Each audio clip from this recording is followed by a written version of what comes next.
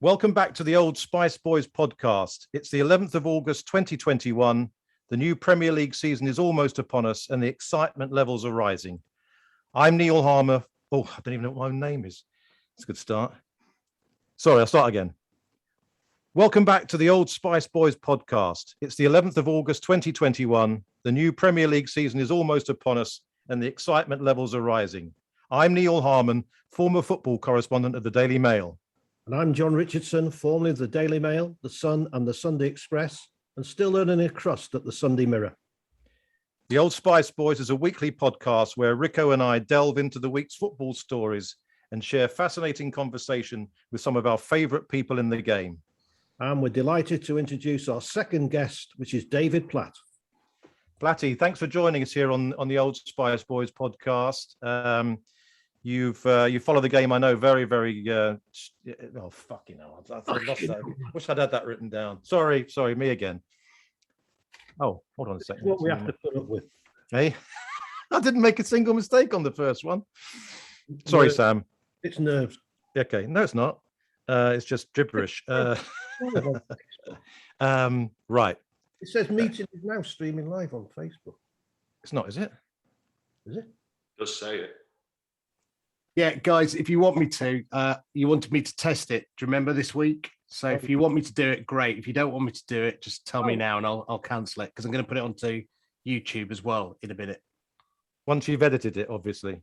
No, I'm going to go live and see if we get... It's up to you. Do you fancy going live or do you just want me to do a post-record to it? Well, if Armin wasn't so pissed, yeah, we could go live. Well, or turning around and saying, for fuck's sake, I don't think that's going to be very good alive.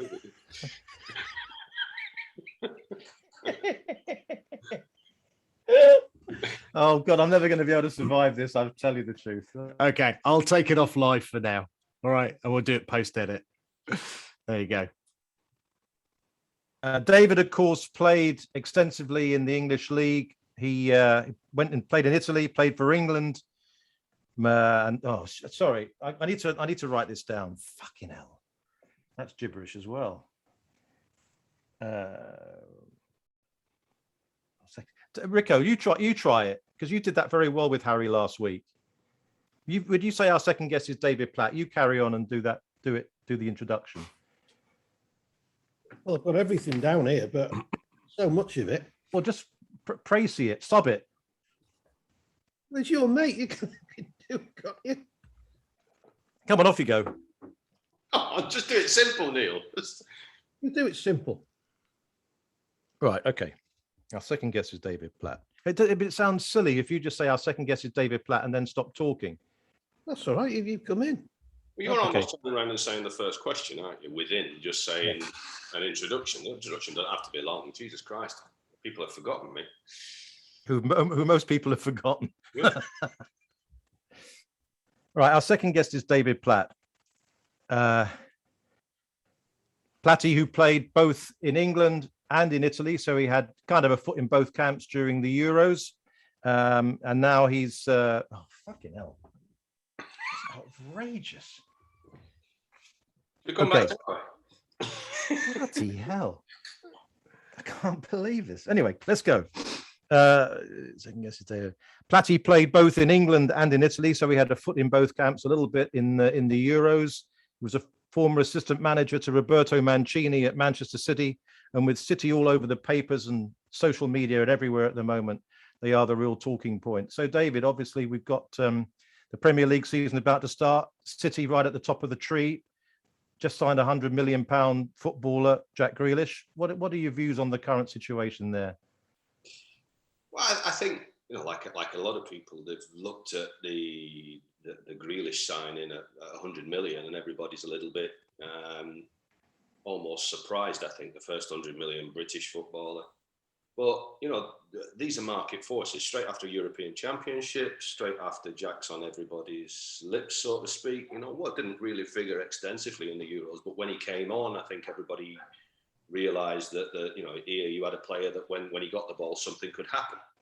And I've seen quotes from Jack saying, well, the £100 million price tag, etc., etc. And quite rightly, I think he's turning around and saying, look, that's got nothing to do with me. How the clubs work it out, paying 100 million. Manchester City have had to, by all accounts, pay that kind of money to get Aston Villa to listen. I'm hearing that there was a clause in the contract of 100 million, so they've paid it, they've released him, and he's gone there. But the fee's got nothing to do with it, really. I think what it shows in football in general is that people are still spending big money on the big name players. But it depends how much of that money is going to get filtered down after the pandemic and things. And I think that's another story, really. How much stays in the pockets of the big clubs rather than actually going and filtering it through the leagues. But Manchester City, I think signing Grealish adds to their squad, or could add to their walls, because if they don't get rid of players, they have a similar situation to what we had when Roberto went in there, where you strengthen the squad with 5, 6, 7 players immediately. But then your problem comes with getting rid of the surplus. And if you don't get rid of the surplus, you have unhappy players around the camp. And, when you start looking at Manchester City, Grealish at 100 million, the likelihood is he's going to play more than he's not going to play, which means that somebody else is going to find themselves marginalised a little bit. And that somebody is going to be a big name player that's won medals for Manchester City in the last few years. Sterling, Mahrez, people like that, Bernardo Silva. It's a difficult situation to keep everybody happy. But Guardiola and the Manchester City sporting director and the club as a whole have identified Jack and, by all accounts, Harry Kane as the 2 players they want this summer. Whether they get Harry Kane now, they almost could have priced themselves out of the market with that, I think, because whatever your views are on who might be the most valuable player, I think it's pretty obvious who Daniel Levy will think is the most valuable player. So I think the 100 million for Grealish has probably put another 50 million on the price of Harry Kane, who wasn't going to come cheap. David, you mentioned the pandemic, of course, which hit the world for the last 18 months. A lot of people thought the age of the big transfers would be over, that, paying huge money would be obscene, with lots of people losing their jobs, lots of people losing their lives, to be fair. It's destroyed a lot of families. You think football just operates in this bubble and it continues, and we've got Lukaku going to Chelsea for just under 100 million. As you mentioned, Harry Kane probably over 100 million to Manchester City, other big deals going on. How long can football operate in this so-called bubble?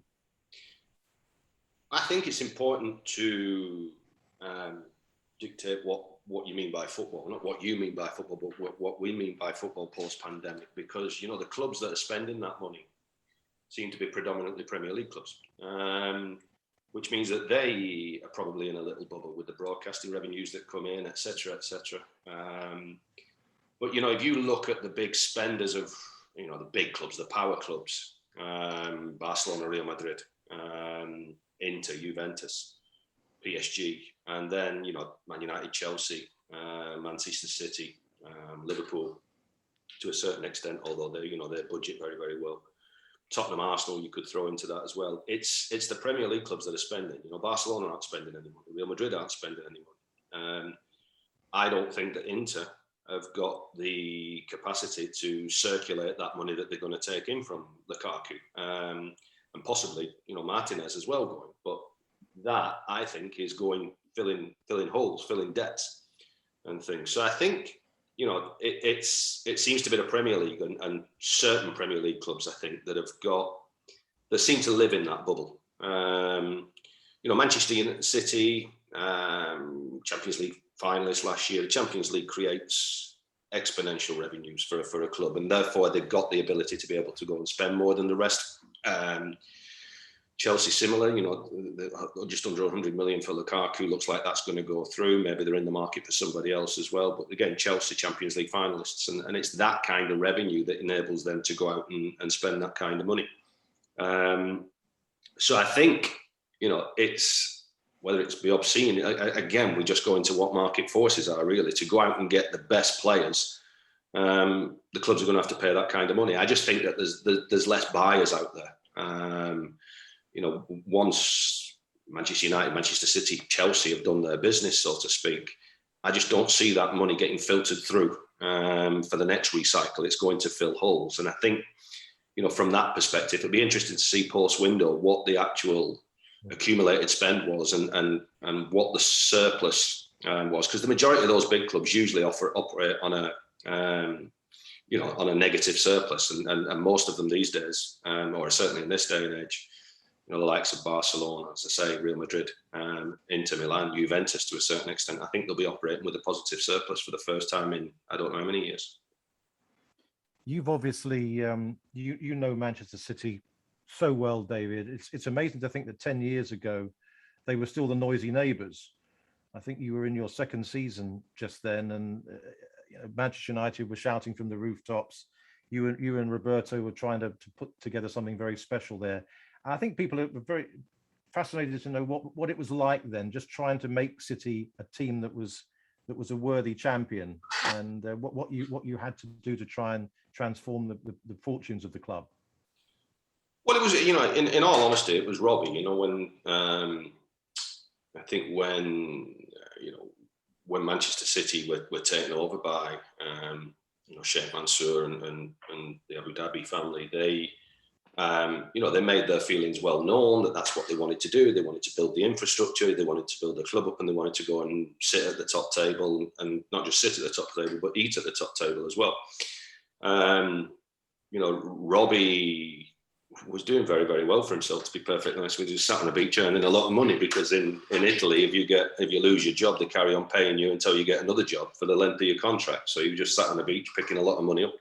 He won the league title at Inter 3 years on the bounce, signed new contracts, and therefore was on a significant amount of money, and took a drop to come into Manchester City, because immediately, it bailed Inter out of having to pay him. He still had 2 years of a contract to run at Inter.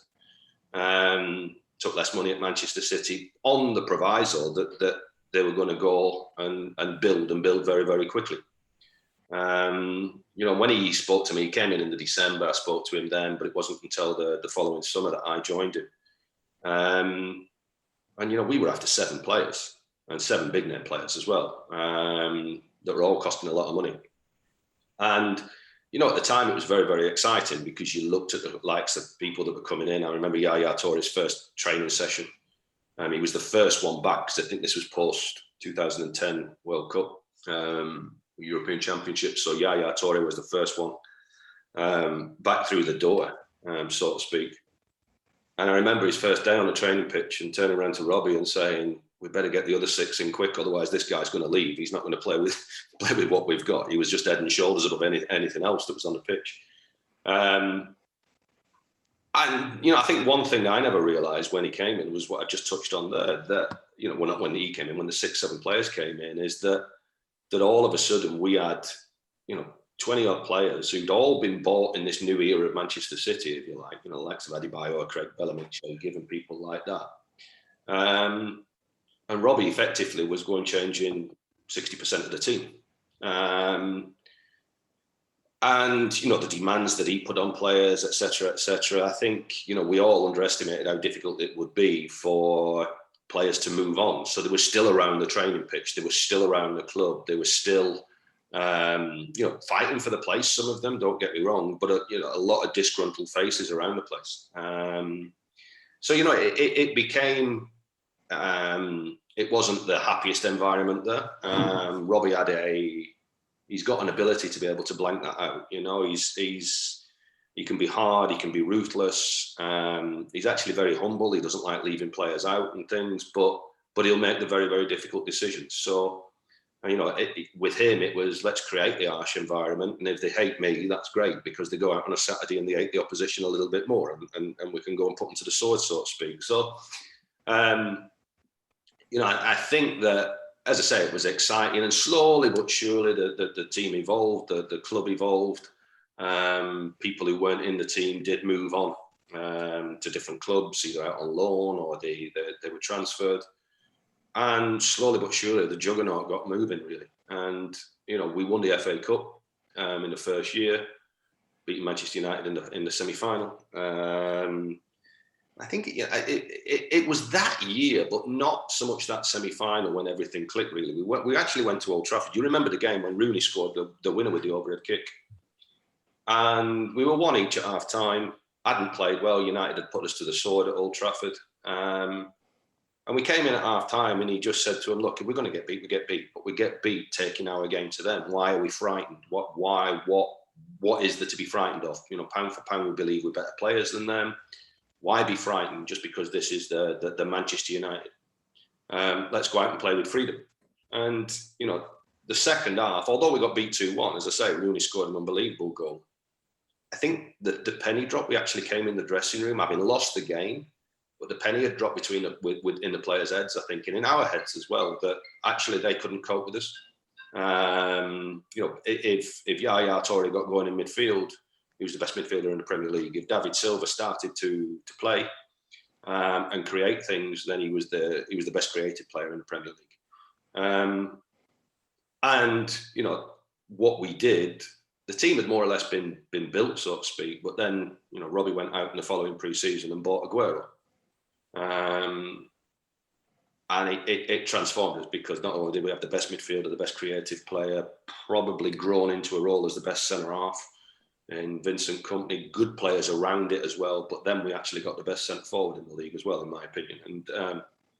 And you know, it was just a case of if we played, then it was very difficult for people to live with us. And then fast forward to that fantastic day against Queen's Park Rangers, David, and the Sergio Aguero moment. I mean, never in doubt, Vico, never in doubt. A bit like your goal against Belgium. I mean, just talk us through, you know, those last few moments, if you can. It's not the last few moments, to be perfectly honest with you. This goes on to, we went to Arsenal, 7 games left, went to Arsenal, got beat 1-0 or 2-1, I can't remember the result, but we got beat. Balotelli got sent off in the last minute. We'd been at the top of the league. We'd started then, I think, just started to falter a little bit in terms of points. And I think with 6 games left, we went 8 points adrift of Man United. Man United won that day or the day after. We'd been beaten by Arsenal. They went 8 points clear with 6 games left. It was done, dust. It was finished. And, you know, there was a disappointment in the dressing room afterwards, obviously. Disappointment between us. We played West Brom during the week at home. Man United went to Wigan. And we beat West Brom 4-0.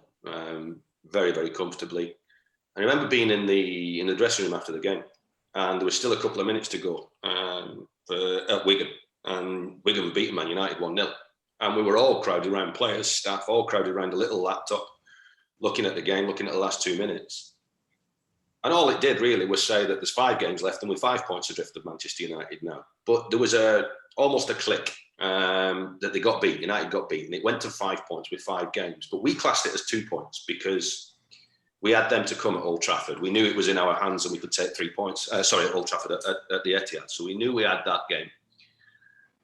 It was just a question of whether we actually, you know, managed to win all our 5 games. We were going to Wolves a couple of games later. We were on the bus. United were playing against Everton. Finished up 4-4. There was the 2 points. If we beat Wolves, we did do. And for the first time, it was in our hands again.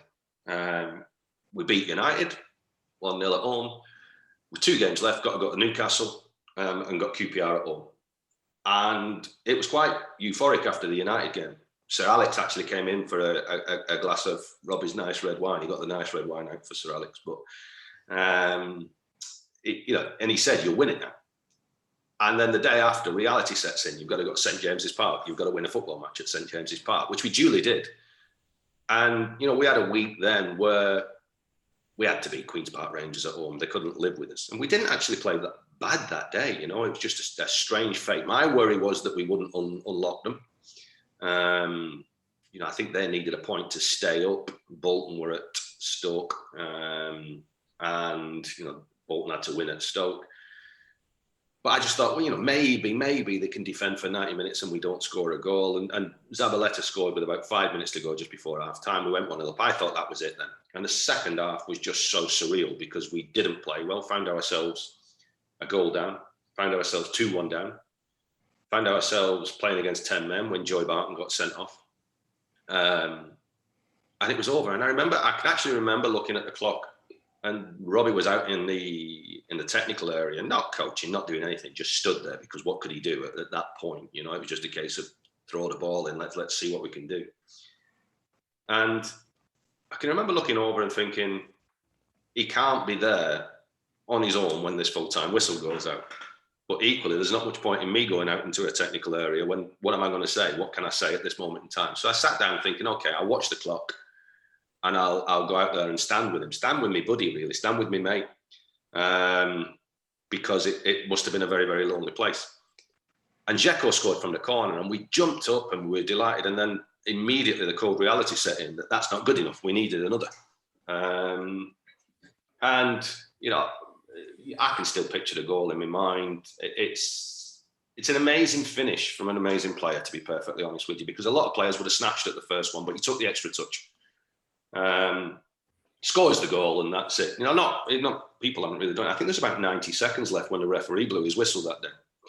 The result had come through from Stoke City, that Bolton were relegated and QPR had stayed up. QPR took the kick-off, kicked it down into our half and never went past the halfway line. They were quite happy to it. And Joe Hart had the ball in the bottom corner and he was playing keepy up with the ball. And I think the referee looked at his watch and thought, there's 90 seconds left here, but it's going to be the longest 90 seconds in the world because nobody on this pitch is going anywhere. So he blew the whistle. Of the centre forwards you've played alongside and had the fortune to coach, David, where does Aguero fit in that category? All right, let me qualify that because I played alongside Roberto that could have been classed as a centre forward, but I wouldn't class him as a centre forward. He went where he wanted, when he wanted, pretty much on the pitch and off the pitch, to be perfectly honest. He was like a god at Sampdoria. But Robbie was in a class of his own as a player. I mean, you know, he probably doesn't really get the plaudits and the credit he deserves as a player. When you start talking about excellence of a footballer, it's when your peers are watching you on a training pitch or watching you in games, and you do things that they can't do. And Robbie did that on a regular basis in training. He did things with a football that we couldn't do, that we'd never seen being done. I mean, quite remarkable thing. I scored a goal at Padova once in a game. We won 4-1 at Padova. And Attilio Lombardo was going down the right-hand side, should have played it in front of me, strangled it across me, and it was behind me. I made my run in the box. I was in the box 8 to about the penalty spot, something like that, 16, 18 yards. And the next thing I know, the ball was at my feet, and me back to the goal. And the next thing I know, the ball was at my feet. And it had gone into Robbie. And I still don't know to this day, and I've seen it on video, how the ball finishes up at my feet. But it didn't just finish at my feet, it finished at my feet with instructions about to score a goal as well. It was just, you know, zipped into me, I controlled it, turned and scored. And I didn't really celebrate because I was just so surprised at this ball arriving at my feet. And my dad was at the game. I said to my dad after the game, I said, what happened? And even my dad didn't know either. It was just a remarkable player. But I wouldn't class him as a centre forward. And Aguero, I would. Aguero was just the best. I mean, he was unbelievable, I think. You know, it's very difficult to put Sergio into a bracket of Ronaldo and Messi with the goals that they scored and things like that. But he was, you know, if he wasn't in that top drawer of that cupboard, so to speak, he was only one behind it. He had amazing pace, amazing strength, amazing mentality and personality, resilience, great lad. You know, would do anything to score a goal. Mean, nasty, quick. You know, one of his biggest attributes was his deceleration. He could decelerate very, very quickly, could stop and then burst again. And for any defender marking him, they had to live with that acceleration and the deceleration as well. And he was just, as I say, at times he was unplayable. So, you know, without any shadow of a doubt, he was unbelievable. I actually thought when he came in, funnily enough, just going back to what I just said, really, the club paid 38 million for him, which, you know, in this day and age, how much is that? I don't know. This is back in 2011, I think. I remember Caldoun, the chairman, coming for dinner in Los Angeles, where we were based for pre-season, and Caldoun came for dinner and said, right, I'm going for dinner tonight with Jesus Gill, and he'll drive a hard bargain. How much do you want Aguero? How important is Aguero?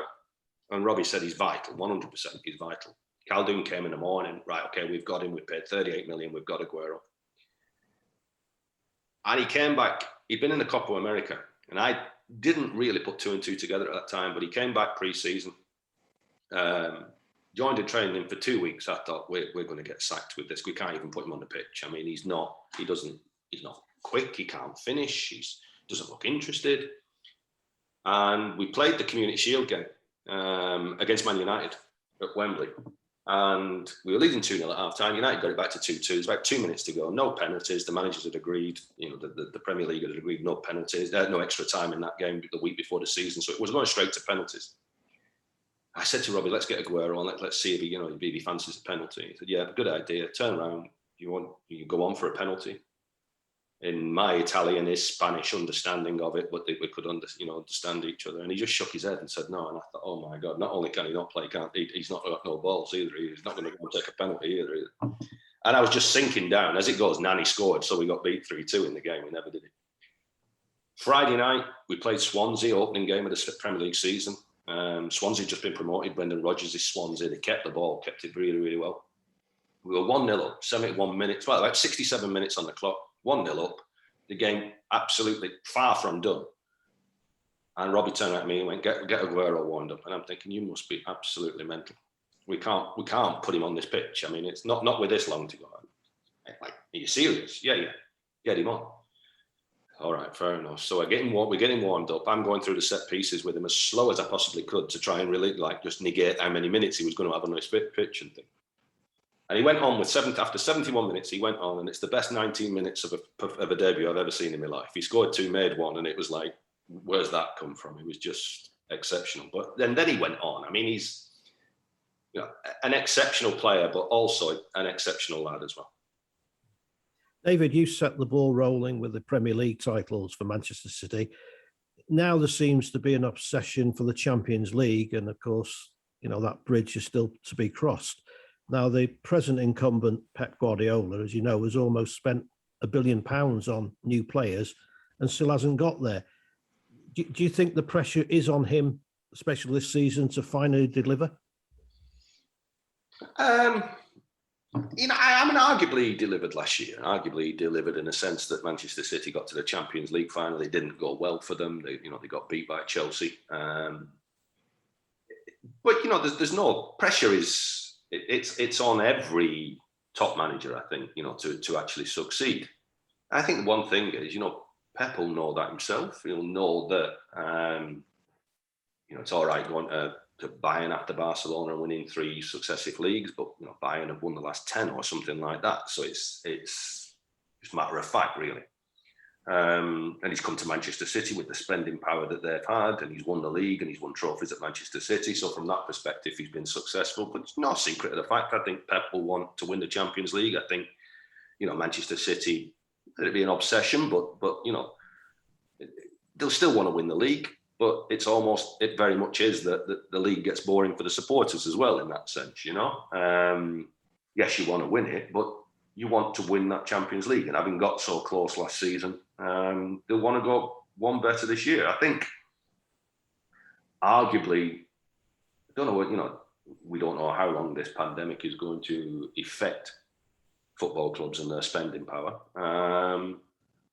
But, they should, given the squad that they've got, given what they had last season as well, and given Grealish coming in, potentially, Harry Kane, or potentially another player, whatever it might be, they'd have to be favourites, I think, to win that, because the others aren't strengthening. Barcelona are going to lose Messi, but yes, they've got Aguero, yes, Depay, but you can't really say that they've strengthened if Messi leaves. Juventus aren't spending, Inter won't be spending, and have lost their players, as we just touched on. Real Madrid haven't spent a penny yet. So, PSG could be strong, no doubt about it, with the players that they've got. And I think that's where we are. We're in a cup competition that on any given fixture, the game can go against you in a cup competition, with injuries to key players. PSG had that last year themselves with Mbappe when they're in the semi-final. So things can go against you. But I don't think Pep will allow himself to be under pressure, and I don't think his status says that he's ever going to be under pressure, to be perfectly honest with you. But equally, there's an expectancy there, I think, that Manchester City, having got to the Champions League final last year, should do similar, if not better, this year and go on and win it. But I think that as long as Manchester City are winning the main domestic trophy, I don't think it's, they've got to win the league, I think. You win the FA Cup and the League Cup, the Carling Cup, whatever you want to call it these days, and it's it's something and nothing really, I think, in the overall swim of things for them. So it's their objectives are quite clearly going to be Premier League and Champions League, and I think that supporters and everybody around the club would gladly take second position now and win the Champions League. You're an ex-villain yourself, obviously, David. What do you make of Grealish? We didn't perhaps see enough of him that most of us would have wanted to see during the Euros. He was popped on and off every now and again. Well, in one match he popped on and then popped off again. But in terms of his qualities, what do you make of him, and how do you think he would fit in to the current side? A two-part question. I mean, Jack, he's only young. You know me and my two-part questions. No, I don't mean it like that. A two-part answer, really. I think that, there was a lot of talk and a lot of furore around Jack Grealish. There has been for a number of years. And, personally, I saw incredible ability. But, the one thing that was frustrating, and well, not frustrating for me because it didn't really affect me too much, but the one thing I looked at was, were you really affecting football matches on a regular basis with the ability that you've got? And I think he would do in fits and starts and things like that, and that's the involvement of a footballer, I think, and perhaps I was perhaps a bit harsh in terms of my opinion on him because he was only young. I think what he's done in the last 3 years or so, certainly, he's started to have that effect on football matches in a big, big way. From start to finish in a football match, it's almost as if he's learned what his ability is and how to apply that ability. We at Manchester City, when I was there, we had Sami and Nasri, a similar kind of player. I mean, incredible ability, but didn't necessarily apply it on a football pitch for 90 minutes every single week. When Samir was hot, but he blew hot and cold. And I think, my criticism of Jack years ago would have been that there's wow, what a great player, but then what effect are you having on this football match to actually win this football match because of Jack Grealish? Jack Grealish has won this football match. He's made everybody play around him. And I think that, as I say, in the last 3 years, and certainly in the Euros as well, when he did come on, he looked like that kind of player. I think he looked the kind of player that, he's going to make things happen. You can give him the ball in tight areas and he's going to make things happen. But he's going to make things happen by doing the right thing at the right time. At times players need to be taken on. At times players need to be attracted towards you and then you release the ball. And that's what he'll do at at Manchester City. Because players will demand it of him, And I think for Manchester City, it's a great signing because you can give the ball to Jack Grealish in tight areas and he does attract players to him. And as long as he releases that ball at the right times, effectively you can take a couple of players out of the game. And Manchester City have got players that would exploit the space that gives you. Which brings us back to another Maverick player that you know very well, David, Mr. Paul Gascoigne, of course. That brings us memories of Italia 90, your fantastic goal against Belgium. What are your memories of Italia 90, yourself, and also a little bit about Paul Gascoigne? It's a long time ago, Rick. To be perfect. My memories of they're quite vivid. I remember the games, I remember the goals, I remember the whole competition in fits and starts, not detail as in terms of games and things like that. But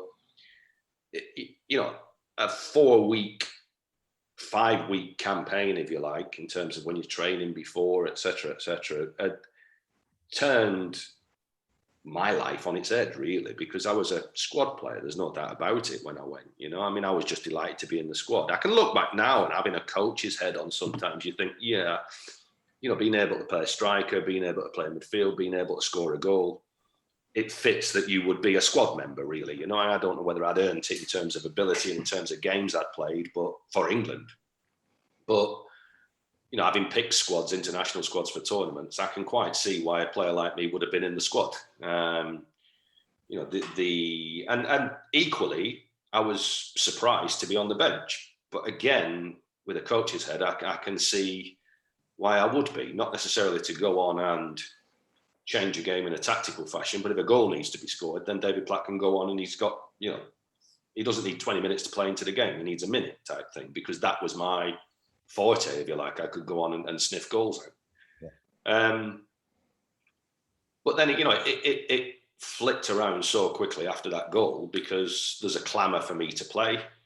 I did play and I scored again. And before you know it, I'm going towards the back end of the competition and one of the main players in the tournament. And I think looking back at it, my memories are probably positive from that sense. But there's a feeling inside me that as a squad, and I only learned this later on as my career grew, I think it would have had, and I don't mean it detrimentally to players, but a stronger belief that we could have won it. I don't know whether we went to the World Cup in 1990 really believing that we could win it. Whereas being around big players when I moved to Italy, there was a different mentality, about belief, really. Hullet came into Sampdoria. We had no rights really to win the league. Juventus, AC Milan in the league. Hullet came to Sampdoria at the same time as I joined him. And I can remember on several occasions him, in team meetings, talking about belief that we're capable of winning the league. And there's just a different mentality about it. And I think the Germans have that going into competitions, or certainly had it going into competitions, whether it's still there now. And, I'd be very, very surprised if the Italians, driven by Robbie and Gianluca Vialli as well, when they started that European Championship campaign, I'd be very surprised if they didn't believe they could go all the way and win it. So if they didn't believe that, if they didn't believe that they could do, I think it would have been right up front and in their minds that they were more than capable of winning the European Championships. And I think, as I said, going back to the question 1990, I'm not too sure that we had that belief in us. I think we probably had more belief in 96 in the European Championships, because it was on our home soil, maybe because we'd had 2 years under Terry. Change things in a different way, I suppose, and there was a belief in the squad, and I think that probably leads on to Paul a little bit as well, because Paul in 1990 was, ahead of me in terms of being in the team, and he showed what a player he was then. But it was really, in the later part, really, 96, where you looked at him and talked about Grealish before. Paul could win that football match, not on his own, but he could make the team win that football match, I think. I think they're a bit different off the field, aren't they? Listen, Paul's Paul. Paul was Paul. Great fun to have around in a tournament, lighting things up. When you're locked away and you're in your room and all you're doing is training, eating, lying down, training, eating, lying down. It's good sometimes to have somebody like that that's, creating a bit of fun there with his antics and everything. But they were always playful, You played for 3 England managers, all very different, obviously, David. And I know you were especially close to Graham, as indeed I was. You look at his legacy, and it's such a shame, really, that he kind of gets overlooked now as an England manager. People, of course, obviously talk about the Robsons and the Venables because they played with such panache. But do you sometimes reflect that Graham, had a bad rub of the green as an England manager? Knowing Graham as well as I did, I don't think he would have actually thought that himself. He was, he knew it was result dependent, really. I think, he gave me a rollicking actually after the 1990 World Cup, because he said I'd made his job a lot harder. It would have gone out against Belgium. It would have been a lot easier for him. So, I think that the squad needed changing. The team needed changing. He came in and he changed it. Graham's forte really was being at a football club. It was getting all the players to eat out of his hand, to pull in that direction that he wanted it to be pulled in. And I think it was difficult for him at international level because, one, you didn't spend enough time with the players, and two, they all came in from different environments and things. Very difficult to create that club-like atmosphere, so to speak. And I think that, even going into the 92 European Championships, had we done better in that, we might have been, we might have gone forward and qualified for the USA 94 World Cup. But, even to this day, though, and you talk about, memories and things like that, you get positive memories that stay with you, but you get every now and again these flashback games, these flashback incidents in games. And, Remind us of a couple of those. Well, Ronald Koeman apologised to me when he brought me down and said, I should have been sent off. We had the free kick. I thought it was a penalty at the time. Jogged after the ball, picked the ball up, thinking it was a penalty. Thinking, okay, 0-0. It never occurred to me that he was going to get sent off because he was a less man. It was just, right, compose yourself. You've got the penalty to go 1-0 up. And I turned around and saw this furore and saw that then that it was a free kick. But then I thought, well, he gets the red card. So at least he's down to 10 men. And he gets the yellow card and we go into the 18-yard box and he's marking me from the free kick. And he apologised to me. He said, I should have gone. I should have been sent off. And there's the fine line. You know what I mean? It's if he's sent off, one, he doesn't score for certain. Two, we might go on and win the game. And if we qualify for the USA 94 World Cup, does Graham stay in a job?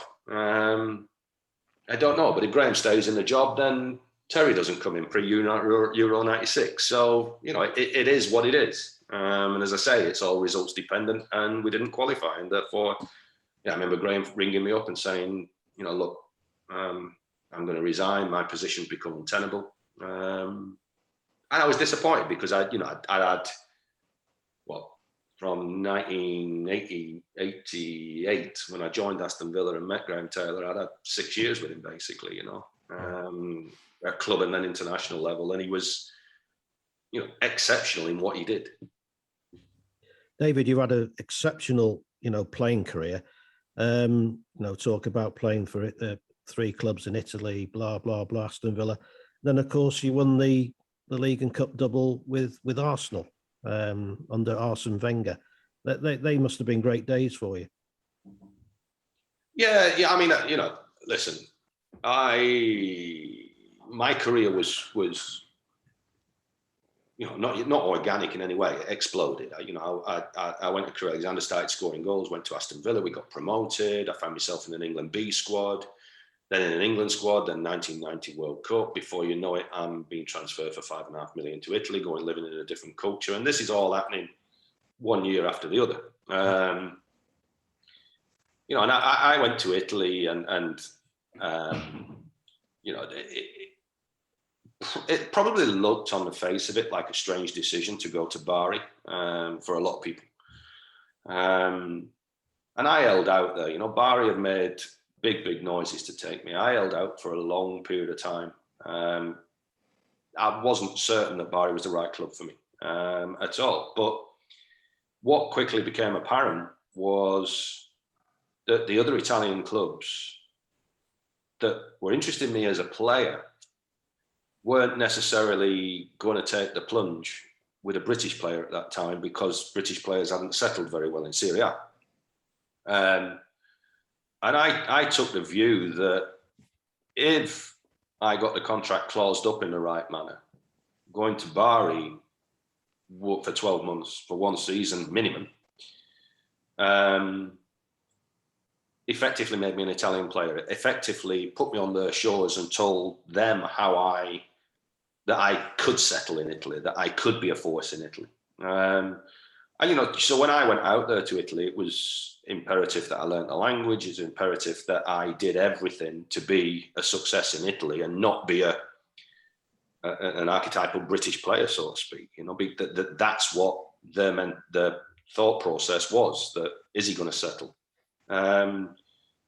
So I knew that when I went that I had to, one, perform on the field. Clearly I had to do that, which wasn't easy. I mean, it wasn't, we got relegated that year. So you're in a non-successful side and you've still got to perform. But, perhaps equally as important, what I had to do was ensure that I actually became Italian. And I did that. I went out and did that. It was very intentional to do that. And I then went to Juventus, and then to Sampdoria. I had 2 years at Sampdoria that were just out of this world. I loved it. I loved the football. I loved the place. I loved the supporters. But I think that what was always at the back of my mind was, being an English player, that I needed to win for my career. I wanted to win things in England. I wanted to win the FA Cup. I wanted to win the Premier League. And I'd not really had, ironically, I had that opportunity at Aston Villa, not the Premier League, but the First Division title. We faltered towards the end, but we weren't one of the favourites for it. I'd never played before going to Italy in a club that would set the season off being title contenders. I think when Arsenal came in, one, it was good business for the club. I was 29 years of age. I was only willing to sign a contract that would give me, that protected the club with value. But I was only going to sign 1 year extensions at a time. So I always had a 2 year contract to run. I didn't want to get into a situation where I left Sampdoria. They'd been so good to me, where I left them on a Bosman ruling. I wanted them to make sure that they got a transfer fee for me. But what I wasn't willing to do, because I always had this thing at the back of my mind that I wanted to win things in Italy, what I wasn't willing to do was sign for 3 years, which is what they wanted me to do, because of the financial situation. If I'd have turned around and said, right, I'll finish my career at Sampdoria, I'd have signed the contract. They'd have given me that contract. But I didn't want that. So I had a very, very open and frank discussion with the president. And basically they got an offer from Arsenal that was good financially for them. That they would have turned down had I agreed to sign a 3 year deal.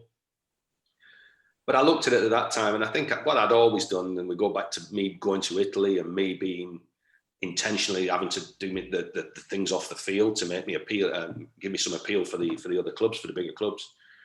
I think I looked at this and sat down and thought, if you stay at Sampdoria another year, what kind of club are you going to go back to with my age going up and up and up? Am I really going to go back to England and join a club like Arsenal that is capable of winning the Premier League?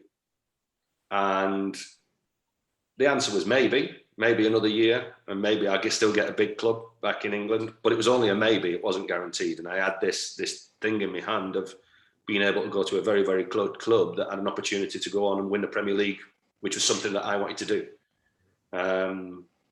And it was good business for Sampdoria as well. So it was a practical decision that I made, and one that bore fruit, because I came back and eventually won the double. It's Bruce Rioch that signed you, and then Arsene Wenger came in. Obviously, things changed. Can you give us a little bit of insight into those early few months under Arsene, David? Well, there was a worry at the club. When Arsene came in, there was a worry amongst the dressing room. They'd had George Graham, then they'd had Bruce Rioch. They had a strong dressing room. Tony Adams, Baldy, Nigel, Lee Dixon, David Seaman, people like that. Merce was in there. So a strong dressing room in terms of personality, and then a worry about, a foreign manager with the kind of reputation that Arsene had, of 3 training sessions a day and everything. But what the boys thought, with 3 training sessions a day, we're going to be doing 4.5 hours work a day. Whereas I'd had my experience in Italy, you know, and in pre-season, I'd done 3 training sessions in a day as well. You know, we'd gone for an half an hour jog in the morning, had breakfast, done an hour's physical in after breakfast, and then gone back and done another hour in the afternoon. It was 3 training sessions that were split so that you could physically recover and you could do the right things. It was more scientific than just believing that you went out and you worked ridiculously hard for 90 minutes, 3 times a day. And I think, you know, I was probably a good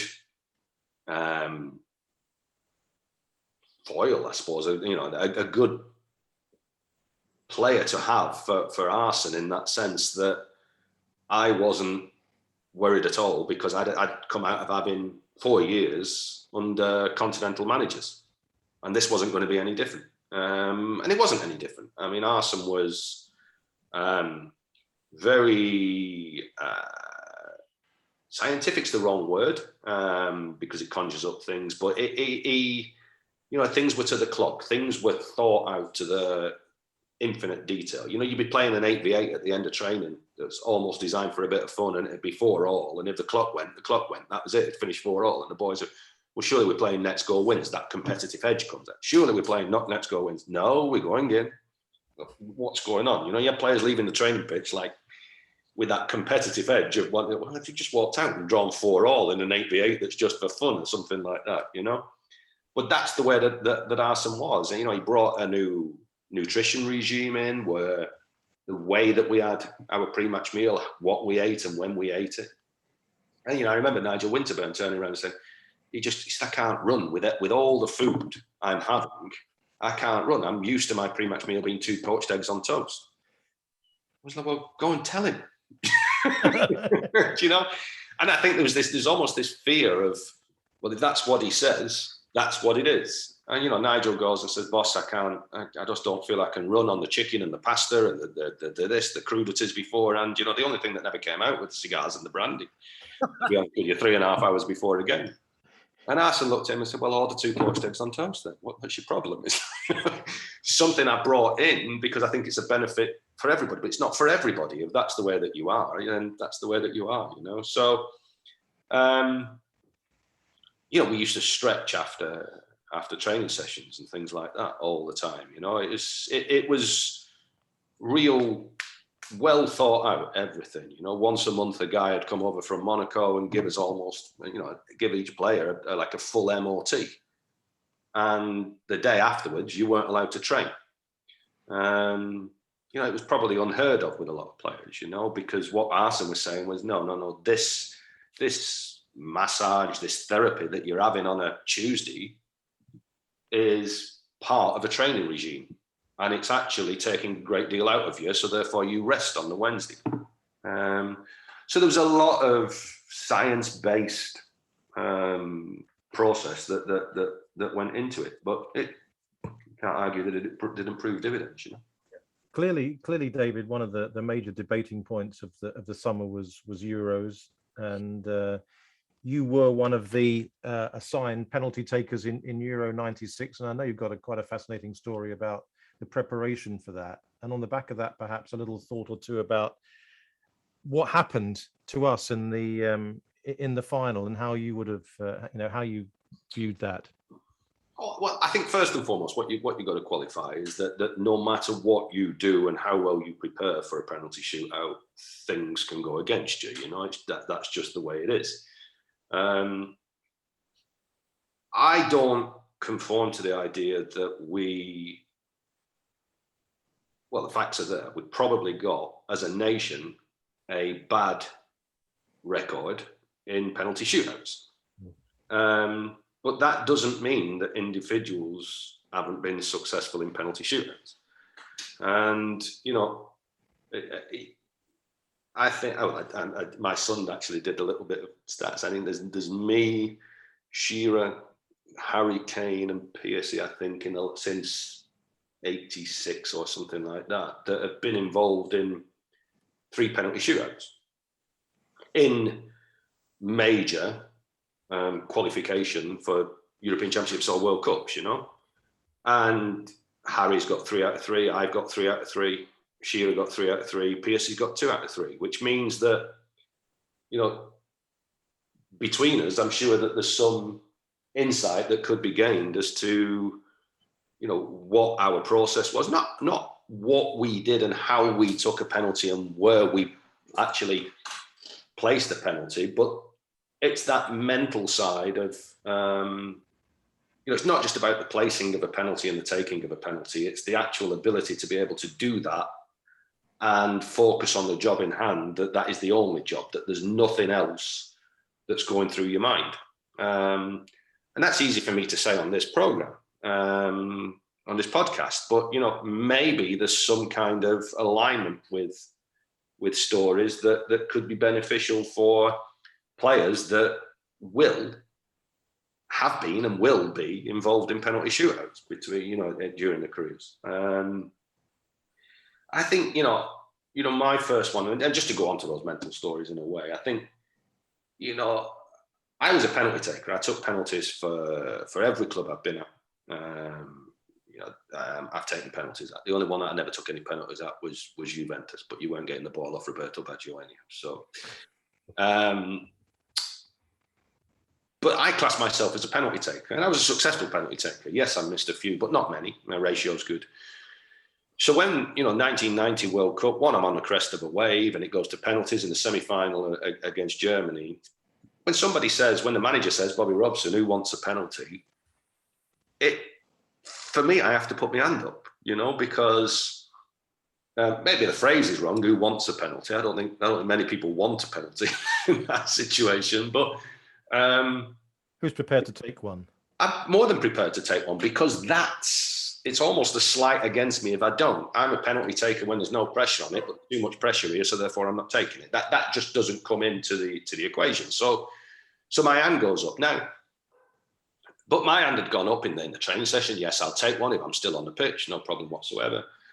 But I had I knew when I played for my clubs that if we got a penalty the following day, one of the things that I did when I lay in bed the night before was decide what I was going to do if a penalty came up. And I took that into the Germany game. So pre-semi-finals, the night before, I knew what I was going to do with the ball. It's my routine. That's what I'm going to do. I'm going to place it to the goalkeeper's left. That's what I've decided to do. I'm going to take my run-up, which is the same run-up regardless of where I'm going to put the ball. It's a pre-shot routine, just like a golfer would have a pre-shot routine. It's the way that I took penalties. I'm not saying it is the way to take penalties. It's the way I took penalties. So I would place the ball on the spot, go back to the D on an angle, pick up the pace in there. I knew that if I got back to the D, then I had a run up, almost like a cricket bowler, that I was arriving at the right time. I still had time in my run up to check my stride if I needed to check my stride. And probably most importantly, I was arriving at the pace that I wanted to arrive at to be able to place the ball where I wanted to place it at the pace I wanted to place it. So that was the night before. That's what I'm going to do. It's going to go to the goalkeeper's left. Game goes to penalties. Gary Lineker steps up, takes the penalty. Don't even know where he put it, but I watched the keeper go to his left. Beardsley takes the second. Don't know where he puts it, but I watched the keeper go to his left. Now I changed my mind. Now I'm going to the keeper's right. And that is done, not the night before with a cold mind. That's done immediately in a semi-final. That is vitally important that you scored a goal. And I walk up, past Mateus on the way, focused on the penalty, but now I'm going to the keeper's right. And I remember striking the ball to the keeper's right, looking up, and the goalkeeper's going right. And he gets his hand to it. It was well enough struck, and it's in the corner enough that it goes in. And as I turned round, before I even got back to it, immediately I turned round. I probably only gone two strides and not even got outside the 18-yard box. I vowed that would never happen again to me, ever. That I would never change my mind again, ever, about what I was going to do with a penalty. So that was step one, I suppose, of that process. And then we get to Euro 96. And again, I'm a penalty taker. Who wants the penalties? So the hands go up. What order do they want to be in? Shearer wants one, I'll take two. And I remember Terry saying, right, after a training session, he said, right, okay, all sit in the centre circle. I'm going to go down the bottom end with the goalkeepers. I'll blow the whistle. Shearer's number one. You come down to the 18-yard box, you take your penalties. And I remember Terry going away with the goalkeepers. And me, by that time, I had this head on that I wanted to go into coaching. So I was taking notes, if you like, and in my mind and writing certain things down as well of what managers did, tactics, what games were going on, etc., etc. And I can remember thinking, you know, how pointless is this walking from the halfway line to the 18-yard box at Burnham Beeches when tomorrow it's going to be at Wembley in front of 100,000 against Spain in the quarterfinals of the European Championship? That, with all due respect, this 30-yard, 35-yard walk at Burnham Beeches is not going to be the same from a pressure point of view as that is. And I thought it was a bit, well, there's no real need in this. And I watched Shearer take 3 penalties and he stayed down the bottom hand on with Terry. And then he blew the whistle, I got up, walked down, no pressure on me, and there's not 100,000 people watching at all. You know, you boys will have been to Burnham Beeches, so as long as I don't put this over the bar and it finishes up in the water, I'm fine. And I get there, and Terry gives me the ball, and David Seaman's in goal, who you know, I trained with David Seaman at Arsenal, and he's a man mountain. David Seaman's in the goal. And Terry said to me, okay, you've got to take 3 penalties. All 3 you put to the same place, same side, but you tell him what you're doing with it. The first penalty, you tell him where you're going to put it. And I looked at him and thought, are you mad? This is David Seaman in the goal. It's hard enough anyhow, and now you want me to tell him which side I'm going to put it? And that's what he did. And I told David Seaman that I was going to go left, my favoured place. And I scored 2 penalties out of 3. And it really cemented in my mind what my preparation was for a penalty in terms of deciding where it went. Because, you know, the following night, I'm going up in a quarter-final against Spain in a semi-final shootout, knowing that if I put this ball where I want to put the ball and at the pace I want to put the ball, to hit the ball, then it doesn't matter where the goalkeeper goes. If he goes the wrong way, then it's in. And if he goes the right way, it's in, if I put it where I want to put it. And to me, it was genius. Absolute genius to do something like that and to put confidence in the players in terms of a penalty shootout. And, you know, listen, maybe the mistake that Terry made is that he only did it with the 5 penalty takers and didn't go do it with everybody. Especially the 6th. So I actually, I mean, going back to it, I had my routine. I've got stories about them that you know, and I think that other people will have stories. You know, Pierce's story is equally as important. You know, what mentally was going through his mind against Germany and what mentally was going through his mind against Spain. And if those stories, if you like, can be harnessed and give a player that's involved in a penalty shootout a modicum more belief, strength, whatever it might be, then it's certainly not going to do any harm, I don't think. David, you mentioned the sort of dreaded walk from the halfway line. You know, remember Ian Rush telling me when he took a penalty in the Champions League final, the most nervous he's ever been. Has been suggested instead of walking that players maybe jog, you know, to the penalty spot, which takes away the seconds of thought, if you like. What would you say about that?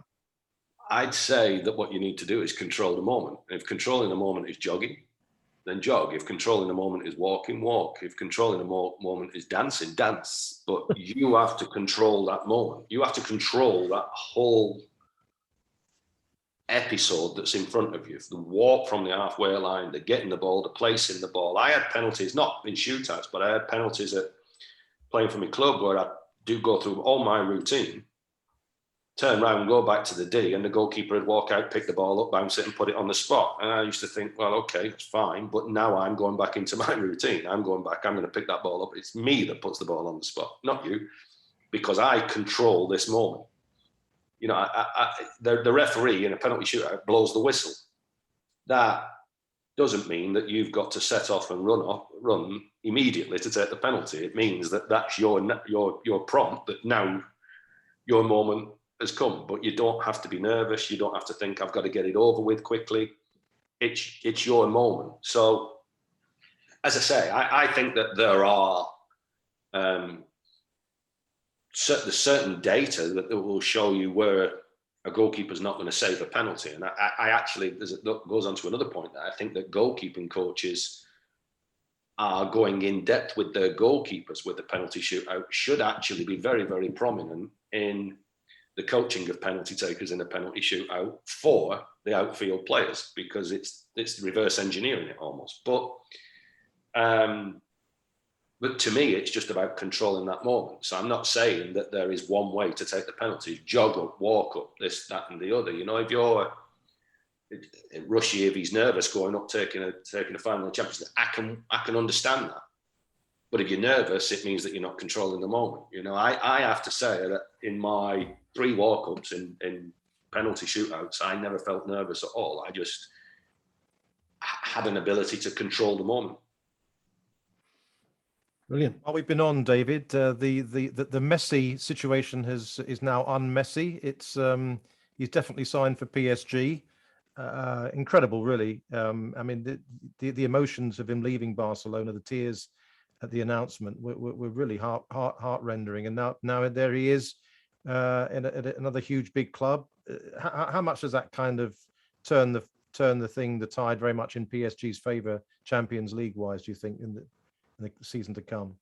I think it makes them stronger, without any shadow of a doubt. Messi's Messi. Messi's, arguably coming to twilight of his career, but I think he's still got. I don't think anybody could argue that he's still got more than enough ability to be able to go and stamp his authority in the way that he plays on a game. I think the big thing is, and you saw it in his press conference as well, is that really this is the byproduct this time of excessive spending, not just by Barcelona. We touched on it at the start as well, but the pandemic has created a situation where you've got UEFA financial fair play, but you've also got domestic financial fair play playing a part in this that they can't afford to keep him. And the strange thing is, Real Madrid sold Ronaldo a few years ago, got him off their wage bill, sold him for 100 million. There's nothing going into Barcelona's coffers from the sale of Lionel Messi, which is amazing when you think about it that way, and they've had to let him go because they're not allowed, not necessarily that they can't afford to, but they're not allowed to sign him on a new contract. And because of their expenditure, their income expenditure and the domestic financial fair play. So, it's highlighting where football is at this moment in time, and that it's in a very, very precarious position. There's 1 or 2 clubs, obviously, that, don't seem to be in that precarious position. But, I fear not just for the big clubs, so to speak, but the small clubs, because there's certainly a liquidity issue that's going on there in terms of the money filtering through. But, when you look at PSG with what they have, Pochettino must be delighted. At the same time, going back to what we spoke about before, there's a lot of players that are coming through. They've got to go and shift players, and they've got to go and shift players now, get players out, because they'll need a couple of footballs, I think, to play a game with all the players that they've got. And it's going to be very difficult to shift the players on in a market where there's not that many buyers. Yeah. We're going to have a little question at the end of each of these podcasts when we ask for our guest sporting hero, or not necessarily sporting. We could actually have a hero in any walk of life. It's a hard one to think up. It's always been you. Oh, yeah. Cheers, man. What a nice man you are. That tongue deeply embedded in cheek. But who, David? Is there a player? Is there a person? Is there someone from any walk of life who you regard in that? I think it's rapid fire and just one answer, or can you? No, as many as you like. But obviously, I think if If there is one, that's great. If there's more, Mine would be different sports. I think, I would have. I think if you'd have asked me the question 18 months ago, I'd have said Tiger Woods and only said Tiger Woods. And the reason I say that is just, somebody excelling in a sport of exceptional players is, to me, is just it's unheard of, really. So Tiger Woods, and 18 months ago, I was fortunate enough to start 18 months, 2 years ago, to start watching a little bit of tennis, and I think the boy Djokovic for me is just the boy Djokovic. It shows you my age, doesn't it? But I watched the Wimbledon singles final this year. I watched the Wimbledon singles semi-final and the Wimbledon men's singles final. And you know tennis better than I know tennis, but he didn't seem the best player in either of those games and won them. And I just think that that ability, coupled with personality, mental strength, ability to impose yourself on the opponent, to me is where impressive athletes come from. And you've been lucky enough to have been courtside a few times as well, so you've actually seen that ability close up. It's TV is fine, but it's actually when you see it in the flesh that you really do get a sense of how formidable these athletes are. And I think that's what it is. People who excel. I mean, Nadal made a massive impression on me when I watched him. It's he was always going to win it was in the first round to win. He was always going to win the game and everything. But it was his sheer attention to detail, obsessive attention to detail, that was impressive. And funnily enough, when I was manager of England under 21s, I had so much time on my hands because you didn't have that many games. I started to look into the makeup of top players, and it was amazing that how many of them seem to have this trait of like OCD running through them, just obsessively compulsive and what have you. And Nadal, as I say, the way that he positions his bottles, the way that he touches his headband, the way that he steps back at the end of every game, things. It was like a robot for 90 minutes. It was the same scene being played and looped over time and time again. Is there a footballer who's like that? There's a massive debate all the time. I don't really know him, never really worked with him. The first time I came across him was with the under-21s against Portugal. I'm saying Ronaldo now anyhow, I've given it away. But first time I came across him, he was 17 years of age and he played for Portugal's under-21s. We were playing in Portugal. We had a corner that I believed I'd successfully set up a team from a corner to defend against the counter-attack. And Portugal headed it out, and about 3.5 seconds later, he'd scored a goal. And it made me realise that that I probably had set the team up well enough to defend against the counter-attack, but not against him. But he was 17, I didn't really know who he was. And, what impresses me about him is undoubtedly there is a huge ability in Ronaldo. There's a huge ability in Messi, don't get me wrong. But I think Ronaldo is a specimen of somebody who has worked and worked and worked and worked to put himself head and shoulders above the rest, stroke bar Messi. Physically he's stronger than everybody else. He's quicker. He just seems to work harder. Which you go back to, Djokovic, I imagine, is probably the fittest tennis player on the circuit. I think Tiger Woods, all of a sudden I'll hit it further than you, but I can actually not only do that, I've got more ability than you, and I can actually last 4 rounds better than you because I'm fit, because he's encompassing everything that was in the sport to be the best that he was. How are we going, chaps? Are we happy with this? Can we do another hour? Carry on, I'm fine. No, we don't. I tell you, maybe we should ask you just a little bit about Mancini winning the Euros. Yeah. I mean, you're a mate. You know how he ticks. You've seen his players. You've got a real sense of the Italian psychology and what have you. What was it about him, do you think, that made him such a standout manager for Italy? Well, you say I'm a mate. He's only 48 hours ago. He replied to me text congratulating him after winning it. which is surprising because he's probably got less mates than me, but he said he was busy with all the messages that came through. But he said, no, he's the one, Mancini's a winner. Nothing else floats his boat other than winning. And it can be, the atmosphere he creates can be difficult. It can be difficult because he has everybody right at the end of the tether almost in terms of the demands that he puts on them. You'd win a game and play really well and he'd demand more. He'd be critical when you'd won a game of instances in the game, just a sheer perfectionist. And,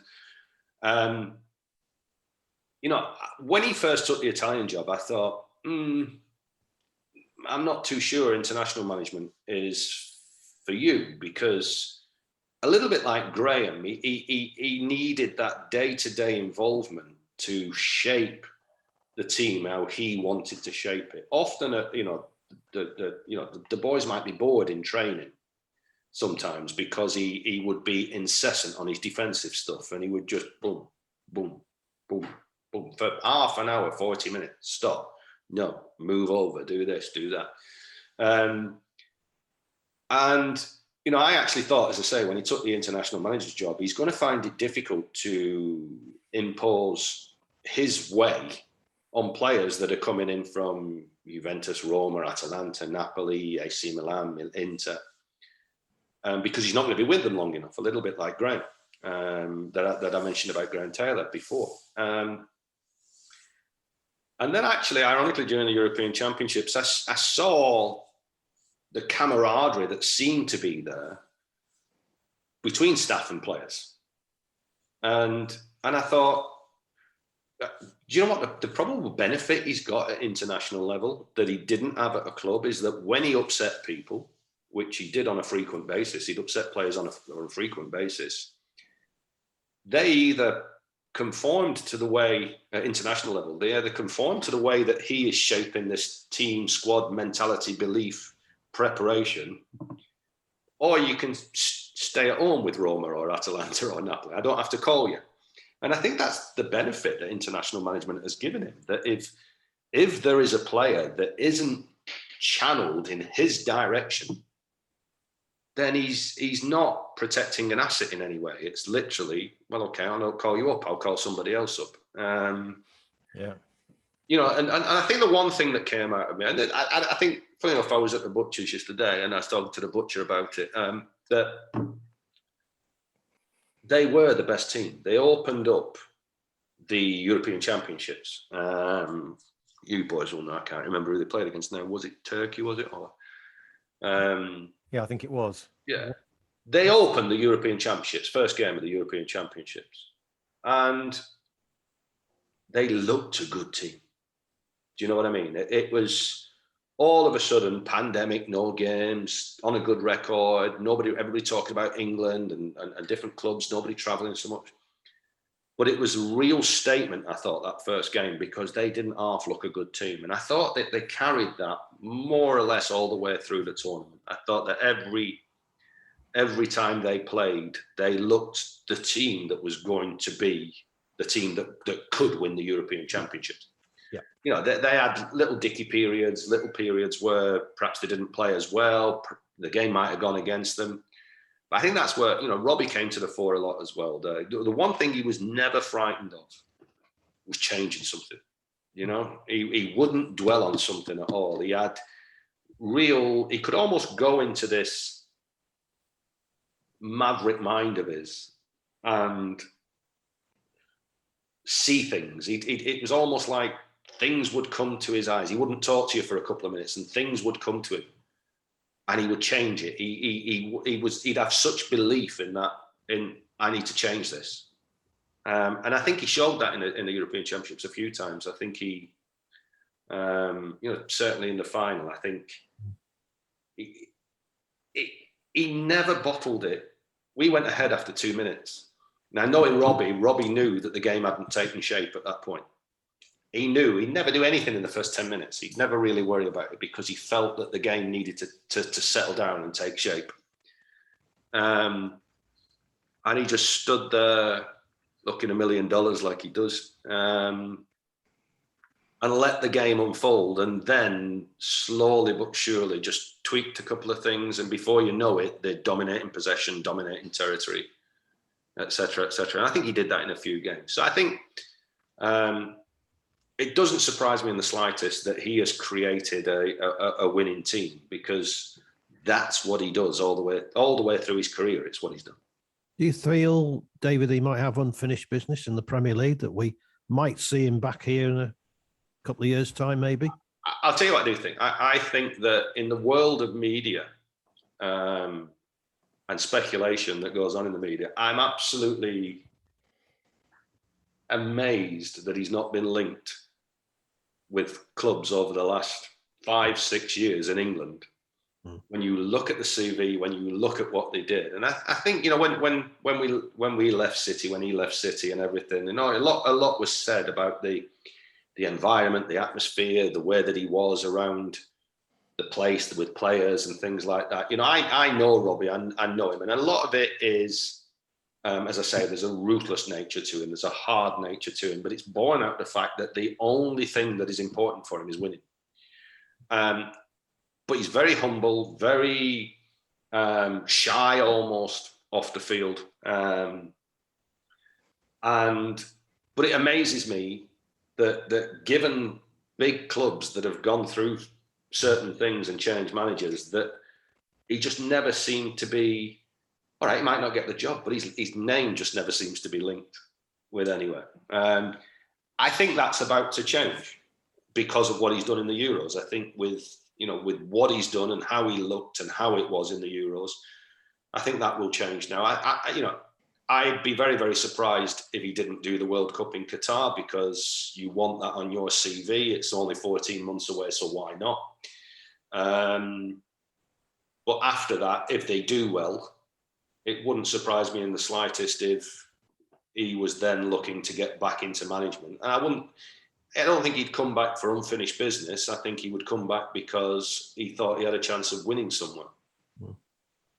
Because that's what floats his boat. He can sit there on his CV, and he doesn't need to question himself. If people question him, then they can question him. He doesn't need to question himself. He doesn't need to prove anything. He just needs to. Robbie will stop managing when he loses that winning mentality. That's all that matters. I'm with you, David. You know, when the Tottenham job was obviously going for weeks on end, he never got a mention. I thought, well, okay, he might not want to leave Italy at the moment, but you never know. You know, if you ask, it might be a yes. But as you say, there wasn't any speculation over him at all. No. I think Everton as well, when you look at that, you know, and I'm not saying that Everton are the top 4 Champions League or anything like that, but, you know, they managed to go out and persuade Carlo to go there. You know, having had an Italian, having had an Ancelotti, you see what he's done. I find it incredulous that he's never been linked with the big jobs. And would you join him? I thought this was we're back to business. We're back to back page. He's got 17 staff. You know what? The thing is with Robbie, he's a real good mate, and we have a very open relationship. And you know, when he went to Turkey, he asked me. When he left Man City, he went to Galatasaray. And you know, I had a young family, and to me, my family was never going to really move to Istanbul. Was it tempting? Yes, if it had been on my own, or it had just been me and my wife, but with a young boy as well, it was, this doesn't fit. He then went to Inter, and he floated that past me, and it was maybe Inter. But again, you know, you just knew that in football, at some point, you're going to lose your job and uproot family again. You know, when I left Manchester City, I moved back into I didn't move back into the house. I never moved house because I live in the area. So from taking the job to leaving the job, nothing really changed.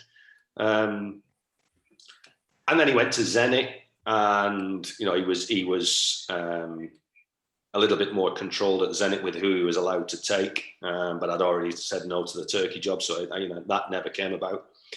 Going into the Italian national job, there's no way on earth that the Italians are going to employ anybody who isn't Italian. And you look at what he's done now and the people that he's got around him and everything, maybe if he did come back, maybe there's no room for me. And I'd accept that. And I'd have that conversation in an open and frank discussion with Robbie. You know what I mean? It's if he wanted me, if he needed me, then I'd listen. But equally, I wouldn't expect it to happen. Things have moved on. It's been a long time.